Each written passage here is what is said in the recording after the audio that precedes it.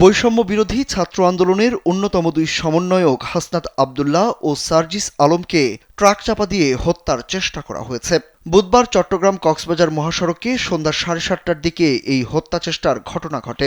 আন্দোলনের কেন্দ্রীয় সমন্বয়ক মোহাম্মদ তরিকুল ইসলাম কালবেলাকে এই তথ্য নিশ্চিত করেছেন।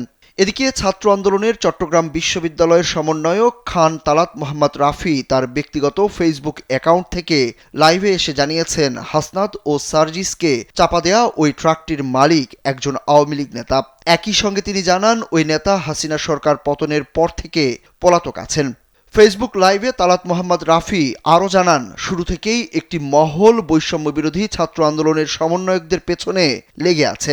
তাদের জীবনের নিরাপত্তার বিষয়টিও তুলে ধরেন তালাত মোহাম্মদ রাফি। এর আগে ঘটনার পরপরই আন্দোলনের কেন্দ্রীয় সমন্বয়ক মোহাম্মদ তরিকুল ইসলাম কালবেলাকে জানান, শহীদ অ্যাডভোকেট সাইফুল ইসলাম আলিফের কবর জিয়ারত করে ঢাকায় ফিরছিলেন বৈষম্য বিরোধী ছাত্র আন্দোলনের আহ্বায়ক হাসনাত আব্দুল্লাহ ও সার্জিস আলম। পথিমধ্যে সন্ধ্যা 7:30টার দিকে চট্টগ্রাম কক্সবাজার মহাসড়কের চুন্তি ইউনিয়নের হাজী রাস্তার মোড়ে তাদেরকে ট্রাক চাপা দিয়ে হত্যার চেষ্টা করা হয়।